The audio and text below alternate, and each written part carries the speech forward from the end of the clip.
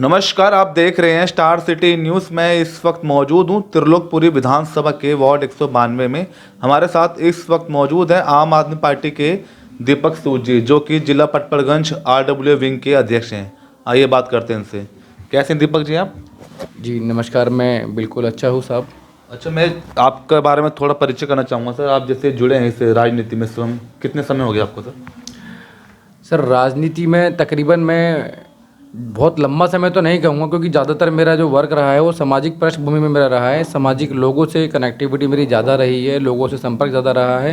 हाँ, राजनीति की अगर बात करें, जब से आम आदमी पार्टी दिल्ली के अंदर आई है तो अरविंद केजरीवाल जी की लोकप्रियता और उनके जनहित की जो योजनाओं से मैं बहुत प्रभावित हुआ हूँ, और उनके विचारों पर उनसे प्रोत्साहित होकर उनके साथ में जुड़ के काम कर रहे हैं कई सालों से। सर जैसे आपका सामाजिक और जो राजनीतिक जो जीवन है सर, तो किस किस आप एजेंडे पे काम कर रहे हैं लोगों के लिए आप? देखिए, सीधी सी बात है सर, दिल्ली सरकार, अरविंद केजरीवाल सरकार दिल्ली के अंदर मानव हित के लिए काम कर रही है, मानव जाति के लिए काम कर रही है। उसका एक ही उद्देश्य है कि जो दिल्ली का नागरिक है उसको हर एक तरीके की जो सुख सुविधा है वो मुहैया कराना है। हम अपने छोटे से स्तर पर त्रिलोकपुरी क्षेत्र के अंदर अपनी ओर से जो हमसे सामाजिक क्षेत्र में, राजनीतिक क्षेत्र में जो जनता की मदद की जा सकती है वो हम लोग करने के लिए हमेशा तैयार रहते हैं। अच्छा, आपका सर कुछ जीवन परिचय बात कर लेते हैं। क्या आपका जीवन परिचय? देखिए, मेरा नाम दीपक सूद है और मेरे पिताजी का नाम श्री आशाराम भगत जी है। माताजी मेरी श्रीमती रानी देवी, जो सेंट्रल डिपार्टमेंट से रिटायर्ड है। पिताजी NDMC से रिटायर्ड हुए हैं। मैंने देशबंधु कॉलेज से अपना ग्रेजुएशन कंप्लीट किया है और बहुत समय से मैं लोगों से, सोशली लोगों से बहुत प्रेरित रहा हूँ, जिनकी वजह से मैं सोशल समाज के बीच में निकलकर अपनी सेवा दे पा रहा हूँ।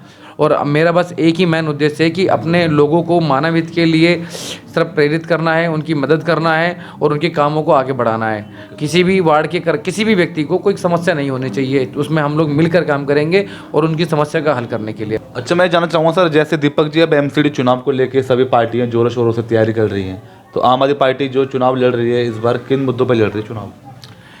सर, सबसे पहला और बड़ा मुद्दा है कि भाजपा में पिछले 17 सालों से जो भ्रष्टाचार हुआ है उस भ्रष्टाचार को मुक्त करना चाहती है।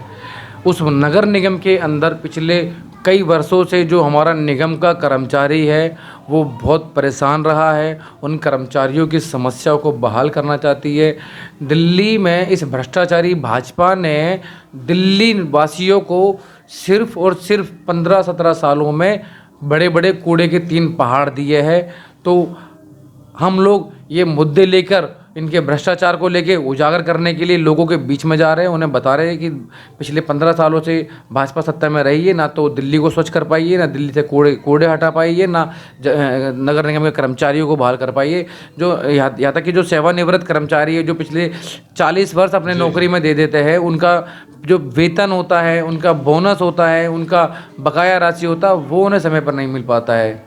तो सर आप जनता पे किस तरह से आप अपना विश्वास जताएंगे कि आम आदमी पार्टी अगर बनती है सरकार तो क्या बदलाव करेगी दिल्ली MCD में? साहब, सीधी सी बात है, जनता ने अरविंद केजरीवाल जी के ऊपर पूरा विश्वास बनाया हुआ है। आपने देखा, पिछली बार 63 सीटें विधानसभा में लेकर आए थे और इस बार MCD में भी केजरीवाल जी को जनता चाहती है। हम लोग घर घर जा रहे हैं, संपर्क कर रहे हैं लोगों से। लोगों के दिमाग में और दिल में सिर्फ अरविंद केजरीवाल जी का नाम है। वो चाहते हैं कि अरविंद केजरीवाल जी को नगर निगम में हम लोग मौका देना चाहते हैं और दिल्ली को स्वच्छ बनाना चाहते हैं। और जो नगर निगम में जो भ्रष्टाचार रहा है उस भ्रष्टाचार को ख़त्म करना चाहती है जनता। स्वच्छता की बात करते हैं, दिल्ली में प्रदूषण लगातार, जो वायु प्रदूषित लगातार बढ़ती जा रही है।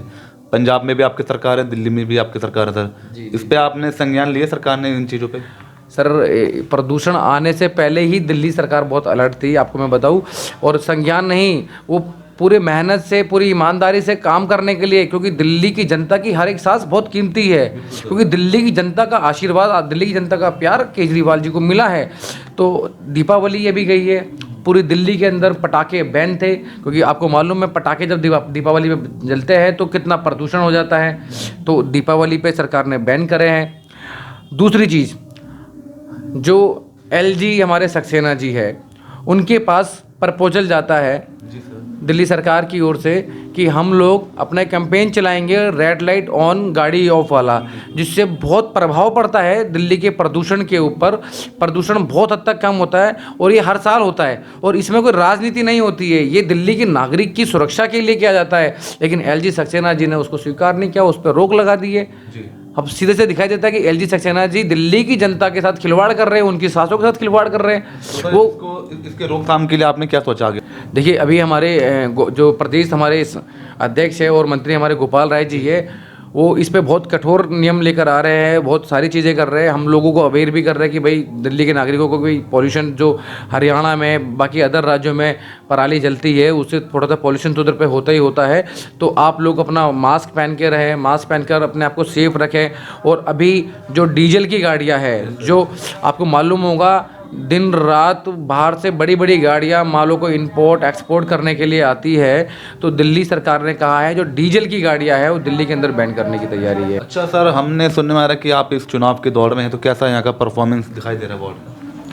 देखिए, जनता का बहुत प्यार मिल रहा है क्योंकि जनता को मालूम है हमारे बारे में कि हम लोग ज़मीनी स्तर पे जुड़कर हम लोगों ने काम किया है।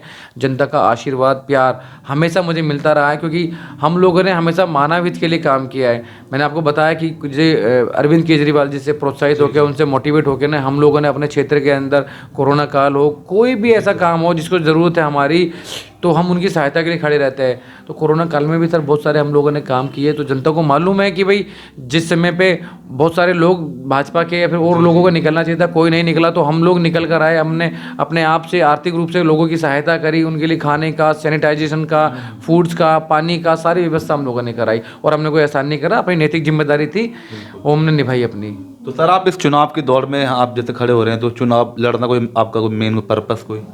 मेन पर्पस सर जनता की जो समस्या है उनका निवारण करना है, क्योंकि सबसे बड़ी समस्या तो हमारा जो नगर निगम का कर्मचारी है। मैं बहुत आंदोलन में गया हूँ, बहुत जगह लाठियाँ खाई है हम लोगों ने इन कर्मचारियों के लिए, जगह जगह प्रोटेस्ट में गए, जंतर मंतर गए, सिविक सेंटर गए, जो अपना परमानेंट हेडक्वार्टर बनाया हुआ है वहाँ पर हम लोगों ने लाठियाँ खाई है। क्योंकि मैं उसी तबके से आता हूँ, मैं एक वाल्मीकि समाज से हूँ और मेरे पिताजी भी नई दिल्ली नगर पालिका परिषद के अंदर कर्मचारी थे। उसके बाद वो मैट हुए, तो वो एनडीएमसी का क्षेत्र था। लेकिन नगर निगम के जो कर्मचारी है वो भी हमारे परिवार के लोग हैं, हमारे जुड़े हुए लोग हैं।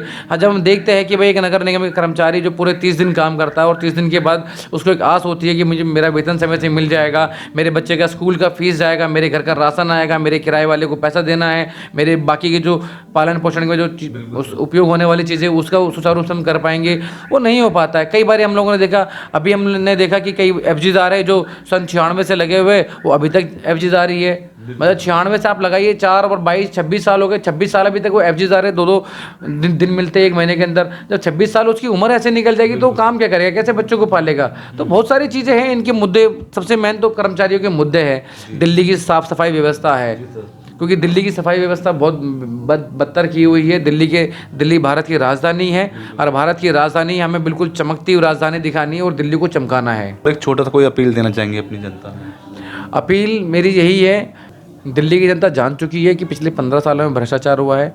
भाजपा जो सरकार है वो जुमलेबाज की सरकार है, उन्होंने अभी तक सिर्फ जुमलेबाजी करी है, बहुत सारे जुमलेबाजी करी है, अभी तक उन्होंने काम नहीं करा। अगर वो 15 साल चाहते हैं तो 15 साल तो बहुत लंबा समय होता है, बहुत लंबा समय होता है। यदि अगर वो अभी आम आदमी पार्टी हमारी एमसीडी में केजरीवाल बन जाएगी तो हम लोग करके दिखा देंगे 5 साल के अंदर बहुत सारे काम जो उन्होंने 15 साल में नहीं करे और दिल्ली में करके भी दिखाए।